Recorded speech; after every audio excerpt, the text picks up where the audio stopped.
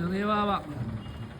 പിന്നെ രണ്ട് വാക്ക് പറയാനുള്ളത്, പിന്നെ രണ്ട് വർത്താനം പറയാനുള്ളത്. ഇന്ന് കുറച്ച് 4 ദിക്റല്ലി 4 സിയാറത്തിനും പോയാലും അവർ ദീനിൻ്റെ വിധികളെ അവർ തള്ളിക്കളയില്ല. അത് പ്രത്യേകിച്ച് അത് മുത്തുനബീൻ്റെ ദീൻ വിട്ട് കളിച്ച ഒരൗലില്ല.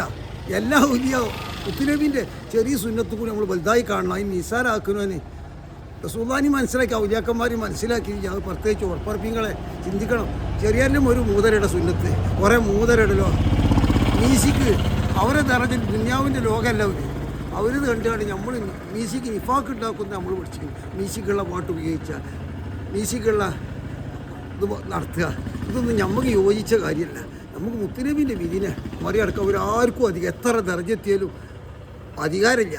കാരണം അത് നിസാരാക്കുന്നവന് യഥാർത്ഥ റൂട്ടിൽ എത്തിയിരിക്കുക എന്ന് മനസ്സിലാക്കണം, പ്രത്യേകിച്ച് ശ്രദ്ധിക്കണം. അള്ളാഹു തആല മുത്തുനബീൻ്റെ ശഫാഅത്ത് തൗഫീഖ് കിട്ടട്ടെ. മുത്തുനബീൻ്റെ മാർഗം പിന്തുടരാൻ നമുക്ക് തോഫീഖ്, മുത്തുനബീൻ്റെ മഹബത്തൊക്കെ ഭാഗ്യം.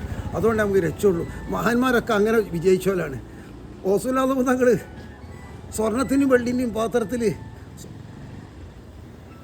ഇബിലീസ് അത് നിങ്ങൾക്ക് ജായിസ പറ്റൂല, എൻ്റെ പാപ്പാക്ക് അനുവദിച്ചിട്ടില്ല പോന്നാണ് ആട്ടി ചെയ്താൻ. അപ്പോൾ ദീൻ്റെ വിധിനെ റസൂലുള്ളാഹി തങ്ങൾ വരെ